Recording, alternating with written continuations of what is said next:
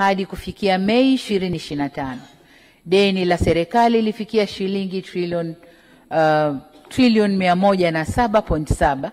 Kati ya deni hilo, deni la nje ni shilingi trilioni 72.94 na deni la ndani ni shilingi trilioni 34.76. Kuongezeka kwa deni la serikali kumetokana na sababu mbalimbali.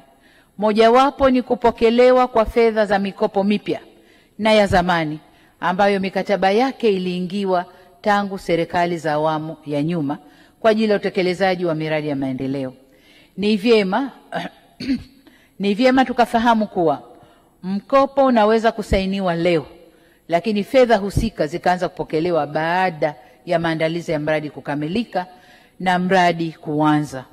Hivyo ili liwe deni au mkopo huo uingie kwenye deni la serikali, ni lazima serikali iwe imepokea fedha hizo, huduma au vifaa tulivyokubaliana.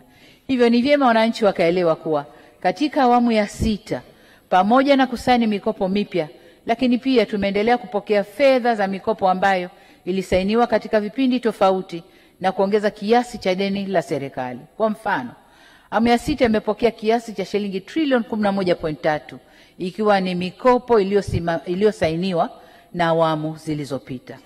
Sababu nyingine ya ongezeko la deni la nje ni kuimarika kwa dola ya Marekani dhidi ya shilingi ya Tanzania. Kwa mfano, mwezi Machi 2021, kiwango cha kubadilisha shilingi ya Tanzania dhidi ya dola za Marekani kilikuwa shilingi 2298.5, wakati mwezi Machi mwaka huu 25 kiwango hicho kilikuwa 2650. Hivyo endapo deni la serikali litatajwa kwa shilingi za Tanzania, ni lazima lionekane limeongezeka.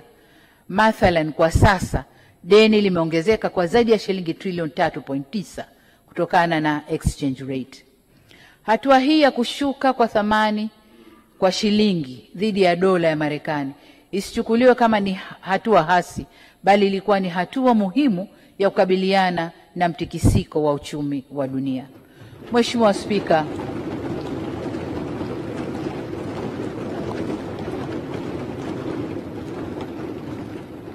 Spika, kuhusu mwenendo wa ulipaji wa deni la serikali, napenda kutaarifu kuwa malipo ya deni la serikali yamekuwa yakiongezeka kutoka shilingi trilioni 8.22 mwaka wa fedha 2021 hadi kufikia makadirio ya shilingi trilioni 14.20 kwa mwaka 2025-2026.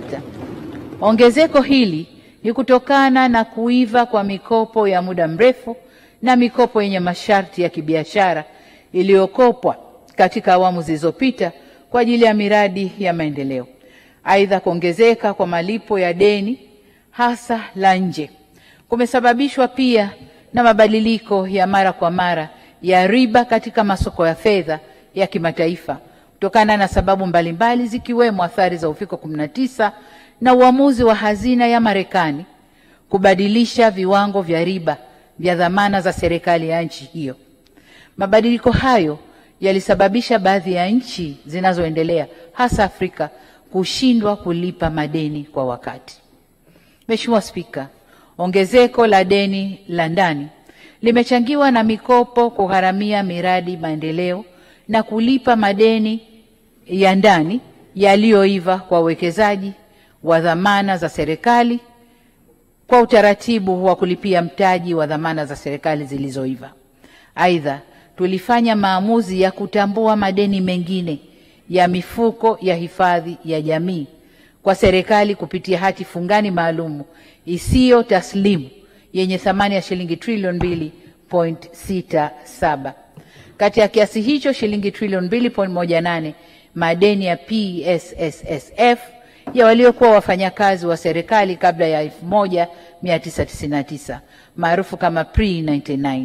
Shilingi bilioni 400.71 ni madeni ya NSSF ya muda mrefu na shilingi bilioni 63.52 ni madeni ya kampuni ya ubia ya mifuko ya pensheni yani PPP, Pension Property Limited.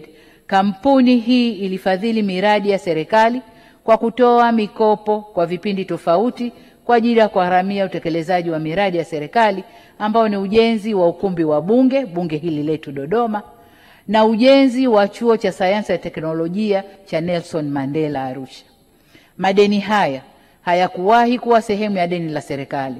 Kiasi cha shilingi trilioni 2.2 kilichobaki kinatarajiwa kuanza kutambuliwa ndani ya miaka mitatu ijayo, kwa kuanza na mwaka 2025-2026, ambapo deni la kabla ya mwaka 1999 kiasi cha shilingi bilioni 630 litatambuliwa na deni la NHIF kiasi cha shilingi bilioni 180 zilizotumika kujenga hospitali ya Benjamin Mkapa Dodoma.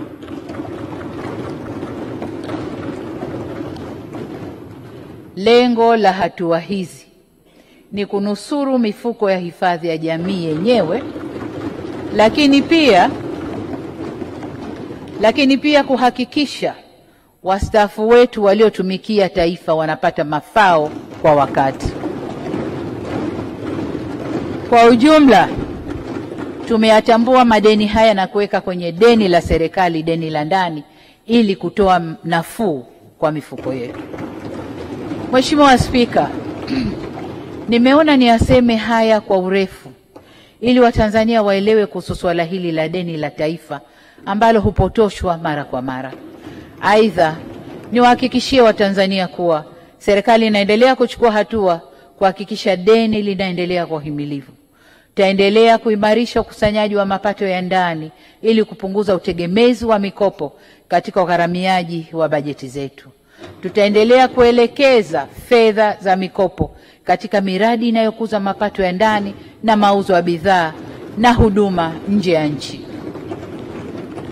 Tutaendelea kuhakikisha maafisa masuuli wanazingatia maandalizi ya msingi ya mradi kabla kuingia mikataba kwa mujibu wa sheria, kanuni na miongozo, ikiwemo sheria ya mikopo, dhamana na misaada sura 134. Vile vile tutaendelea kuimarisha ufuatiliaji na usimamizi wa miradi inayotekelezwa kwa mikopo ili kuhakikisha inaleta tija iliyokusudiwa.